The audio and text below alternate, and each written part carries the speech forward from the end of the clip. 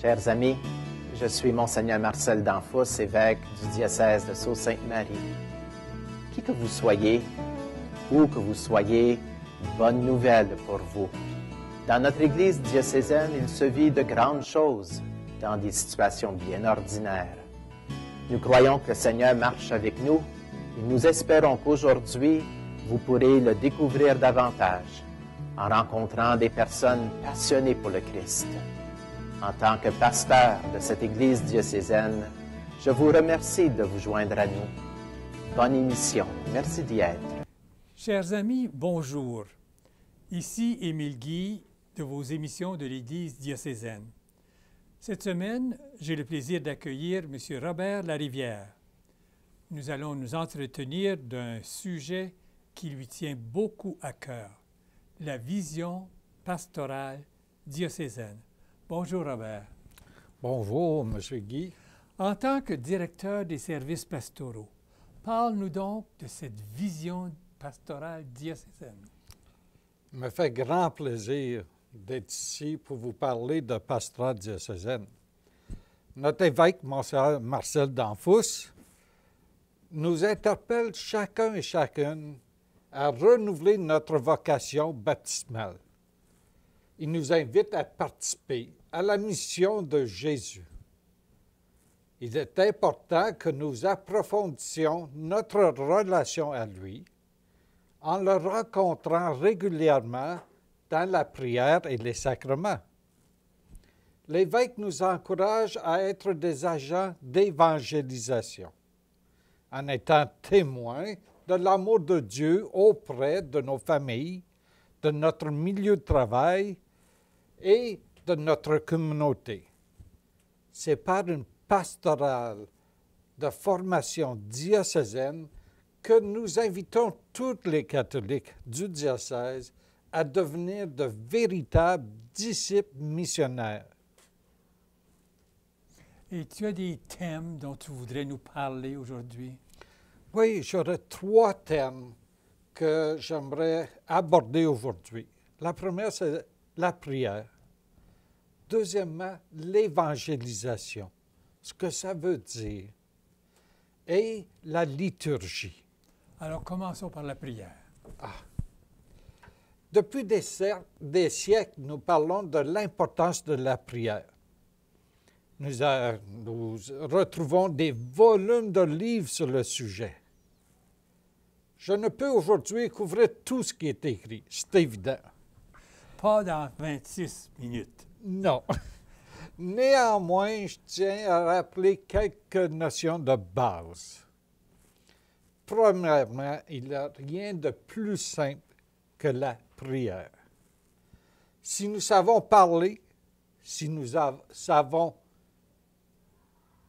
réfléchir, si nous savons être dans le silence, nous recueillir, nous pouvons prier.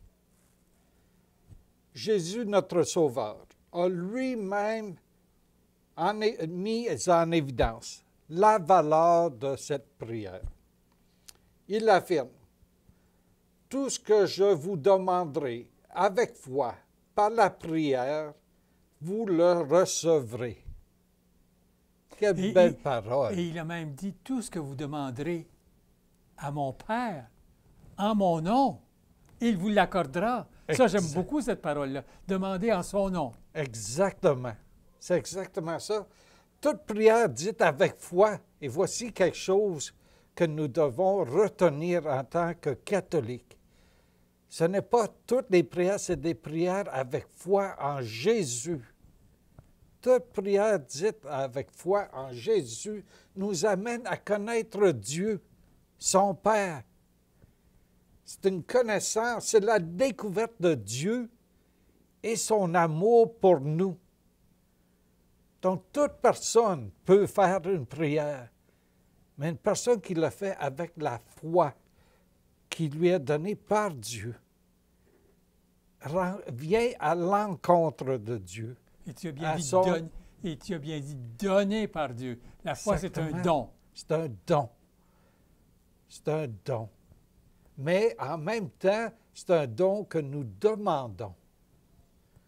Parce que Dieu nous laisse libres. Il nous donne cette liberté. Et dans cette liberté, nous avons le choix. Nous avons le choix de le suivre ou non. Nous pouvons demander. Et ce qui arrive dans la vie d'un catholique, lors du baptême par nos parents, nous sommes imprégnés du don de Dieu, ce don de la foi.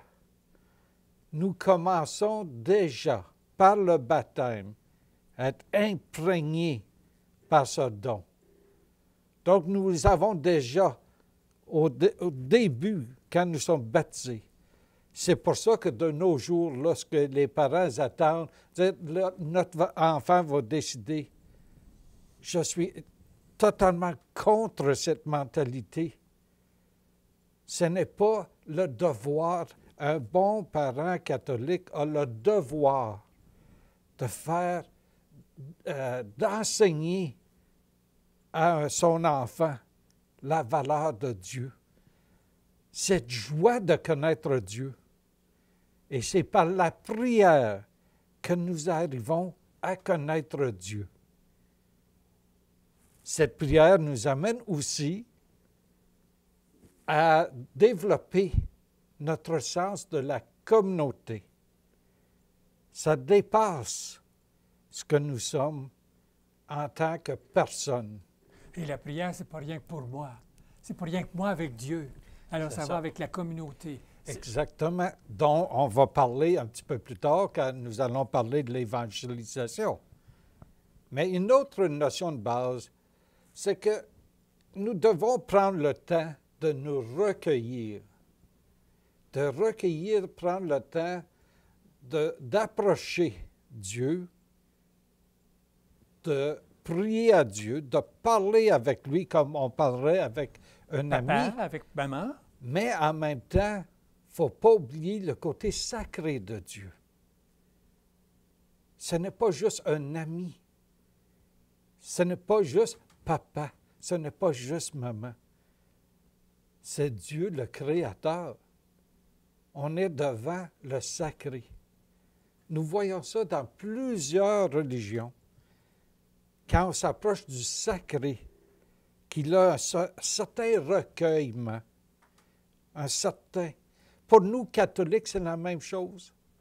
On ne peut pas approcher dans la prière comme on s'approche à aller faire une emplette, lancer comme ça. Il faut prendre un petit peu de moment. Donc, le recueillement dans la prière. Après, on entend souvent parler, quelle prière que je peux dire, c'est quoi la meilleure prière? Il n'y a pas de réponse à cette question. Toutes les prières sont bonnes. Cependant, Jésus lui-même nous a appris une prière. Et quand les disciples lui ont dit « Montre-nous à prier », Exactement. Donc, nous avons une des plus belles prières, c'est le Notre Père. et c'est Jésus qui nous l'a enseigné. C'est Jésus qui nous l'a enseigné. Mais, trop souvent, nos téléspectateurs et téléspectatrices, nous le disons trop rapidement.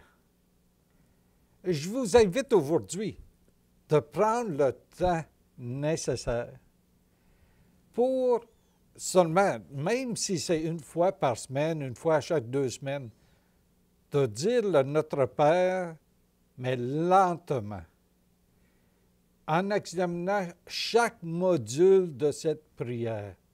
Chaque demande. Chaque demande de cette prière. C'est une prière tellement belle que ça nous remplit. Ça va venir nous chercher. Puis ça vient à nous apprendre c'est qui Dieu. Cette prière toute seule nous l'indique. Une autre prière, et c'est une que j'aime beaucoup, que j'affectionne, et que les saints-pères affectionnent, ainsi que les papes, c'est la prière à la mère de Jésus. La prière à la Vierge. Et c'est la salutation de l'ange. Exactement. Alors là, à ce moment-là, quand j'emploie cette prière, je suis comme l'ange qui salue la mère de Dieu. Et qui interpelle la mère à intercéder pour nous. Quel fils n'écoutera pas sa mère?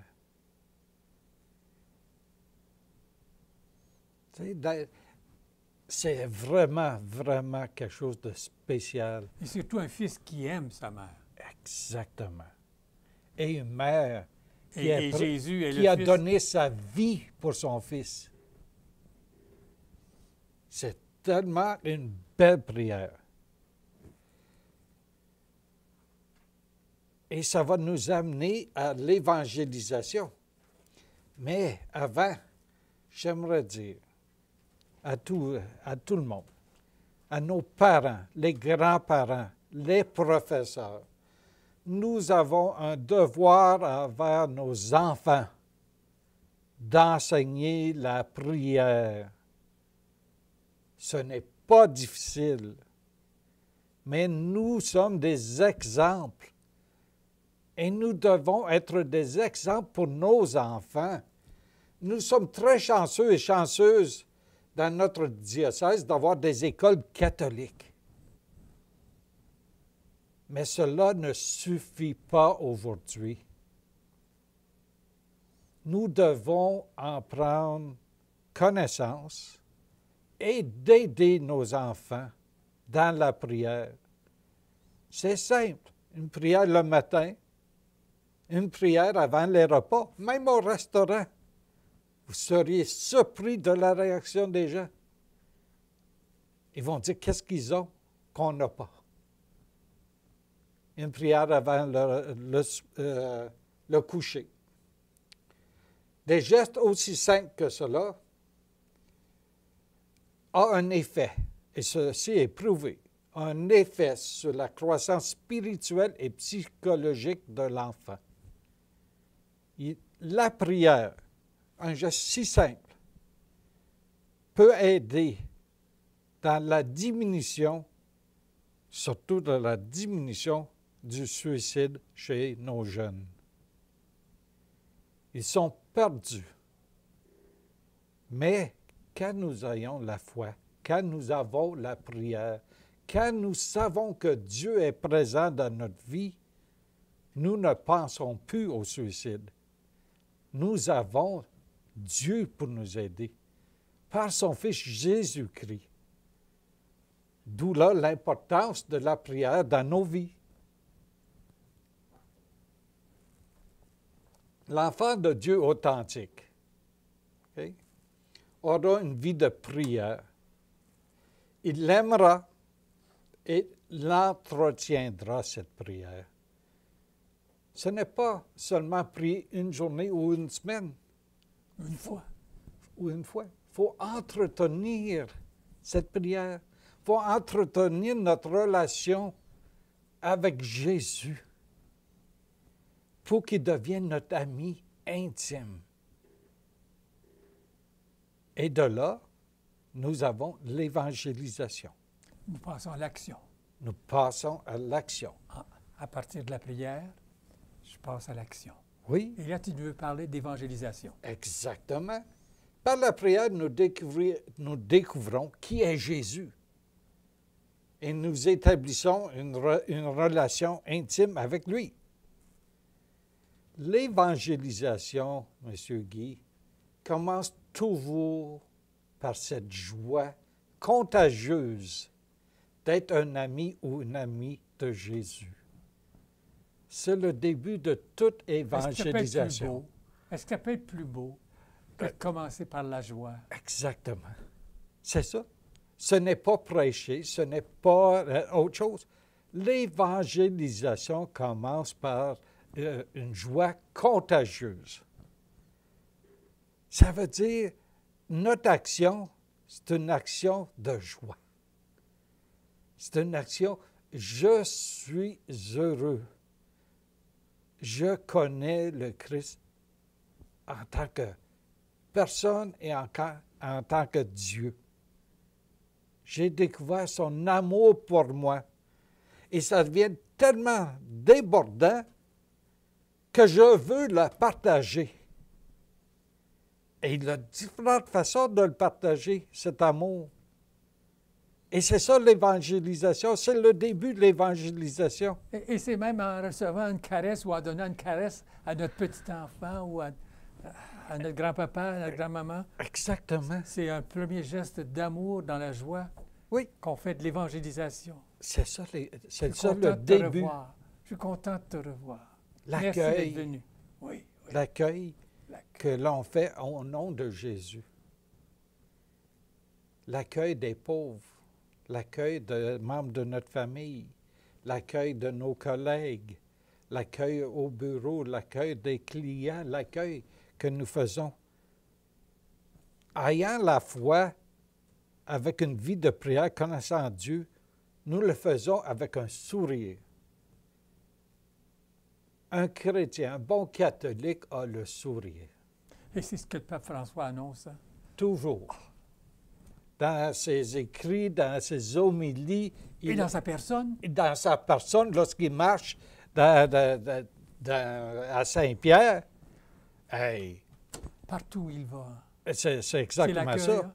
Il va, puis il donne des caresses, il donne des becs, il a le sourire. Même s'il est fatigué, il fait des longues heures. Ça paraît pas? Ça paraît pas, il est là. Mais quand c'est temps de prier, on le voit se recueillir, se mettre devant le sacré et faire des prières. Ce qui est très, très beau. Cette joie que nous vivons devient tellement forte que nous voulons la partager, comme je viens de le mentionner. Nous savons, et voici quelque chose que beaucoup de personnes oublient. La joie ultime se trouve en Dieu. La joie ultime se trouve en Dieu. Il n'y a aucune autre joie sur cette terre qui peut être aussi proche que cette joie de Dieu.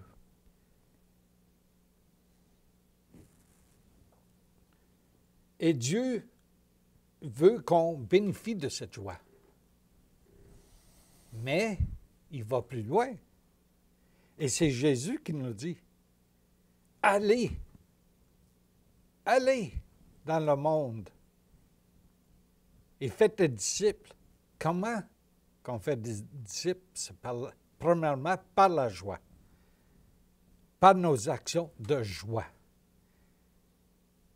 Il y a beaucoup de monde qui rencontre des catholiques qui sont vraiment en confiance, qui ont le sourire, qui paraissent calmes, qui ont tous ces attributs qu'on donne, qui ont une certaine beauté, OK?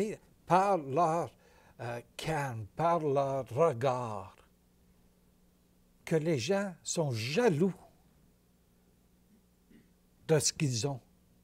Ils aimeraient avoir ça. Exactement. Ils essaient de découvrir d'où leur vient cette joie. Oui. Donc, ce n'est pas en tapant sur leur tête, là. L'évangélisation ne commence pas par des règlements. Ne commence pas en les tapant sur la tête. Vous faites ci, donc vous êtes dans le tort. Vous faites ci, c'est dans le tort. Non. L'évangélisation commence par la joie, notre joie contagieuse qu'on a de Jésus, de son amour de Dieu. Tu me fais penser à la lettre du pape, la joie de l'Évangile. Exactement. C'est exactement ça. Et tu as les mêmes idées que le pape? Non, je pense que C'est j'ai les volé les idées du pape. C'est bien ça, c'est bien de les avoir.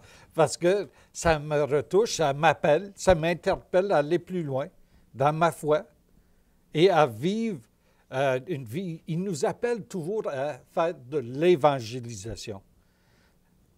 Notre société a besoin d'être évangélisée. Nous avons, c'est un jugement que je porte, et je m'en excuse auprès de ceux qui pourraient être offensés, mais nous avons trop dans notre société des catholiques, disons, qui ne pratiquent peu ou qui ne pratiquent pas et qui s'appellent quand même, c'est des catholiques tièdes, si vous voulez, mais qui ne veulent pas s'engager, qui ne connaissent pas Dieu, parce qu'ils se disent, « Ah, moi je fais du bon, je fais mes prières, mais connaissent-ils vraiment Dieu? » J'en doute, j'ai des gros doutes. Mais Dieu, l'Église nous interpelle. Allez plus loin. Allez à la rencontre de Dieu et de là, partagez votre foi. Ne soyez pas sur la clôture. La prière, c'est très important pour venir à connaître Dieu. L'évangélisation, c'est l'action de cette prière. Nous allons rencontrer les gens, nous allons plus loin, nous allons leur donner. Ils ont soif. C'est à nous, par notre baptême, d'aller en tant que disciples du Christ, leur donner ce qu'ils ont besoin. Lorsque Jésus nous parle de ceux qui ont soif, leur donner de l'eau, ceux qui ont faim, ceux qui ont froid. Mais où est-ce qu'ils vont venir trouver ça? Exactement. C'est à l'Église, notre chère Église, nos chères communautés, des communautés de prière. Ils vont venir se réchauffer. Ils viennent se réchauffer.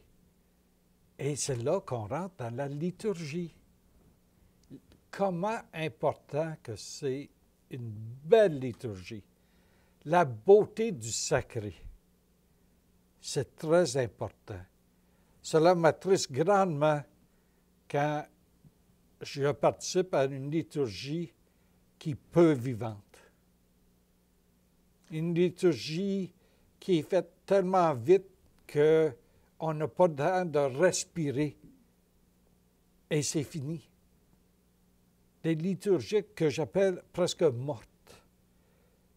Ça m'attriste énormément. Parlons d'une belle liturgie. Une belle liturgie, c'est ça. C'est simple. Des belles liturgies, c'est à nous de le faire. Premièrement, en participant, en étant actif dans la participation. En arrivant joyeux. On arrive joyeux, premièrement. Ça fait partie de l'évangélisation, de la prière. On arrive joyeux et on s'apprête par le recueillement à une liturgie. Si la liturgie n'est pas vivante, c'est de notre devoir de la rendre plus vivante, de participer dans la liturgie, d'approcher le pasteur, notre curé, puis lui dire, écoutez, voici, je me sens... J'aimerais que notre liturgie soit plus vivante. Puis il va dire, bien, que voulez-vous faire? Voulez-vous faire partie de la chorale? Voulez-vous être le ministre extraordinaire de la communion? Voulez-vous... Il y a plusieurs façons de faire partie de cette liturgie. Et nous, ici, au Centre diocésain, dans le service pastoral, nous faisons de la formation pour cette liturgie, pour nous aider à aller plus loin, à avoir des liturgies qui sont belles, parce que nous, en tant que catholiques, nous avons besoin, un grand besoin, de recueillement en communauté. Parce que la foi, ce n'est pas quelque chose seulement personnel.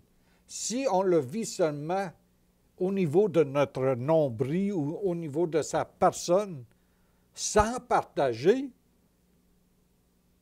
on ne fait rien. C'est comme le semeur qui lance ses graines dans le roc. Ça ne pousse pas. Une fois qu'il se vit tout seul, moi je prie et je ne fais rien, ou moi je prie mais j'aide du monde, mais je ne connais pas Dieu. Ce n'est pas une vraie prière. La prière se trouve avec la foi. Il faut que tu aies la foi. Donc, si on peut récapituler un peu, les liturgies nous aide à rencontrer le Seigneur par la parole, nous aide à rencontrer Dieu. C'est un moment sacré, mais dans la communauté. D'où l'importance, par exemple, des mariages. Trop souvent, le monde va demander pour des mariages sur la plage ou des mariages dans leur maison. Ce n'est pas communautaire. Alors, célébrer le mariage à l'Église. Les funérailles? Funérailles, même chose. Funérailles à l'Église. C'est à Dans la communauté. l'Église, c'est dans la communauté. Ce n'est pas quelque chose de personnel, c'est quelque chose qui devrait se vivre en communauté. On a trop perdu ce sens de la communauté. Et l'évangélisation fait partie de nous ramener à cette communauté et de vivre ensemble. C'est une communauté de vie et d'amour, semblable au mariage, qui est une communauté d'un couple de vie et d'amour. Nous, c'est une communauté de foi. C'est une communauté de foi qui nous amène la vie et qui nous amène l'amour de Dieu. Et sur ce, Robert, je te remercie beaucoup, beaucoup de nous avoir parlé de la vision pastorale diocésaine en abordant 3 thèmes. Et vous, chers téléspectateurs, continuez à nous écouter, à nous regarder. Au revoir, à une prochaine.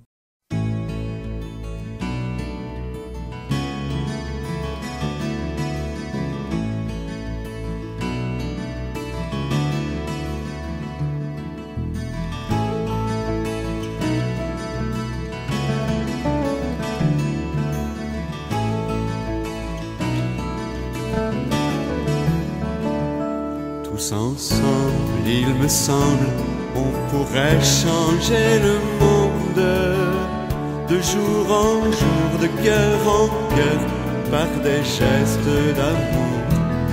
Tous ensemble, il me semble, on pourrait changer le monde.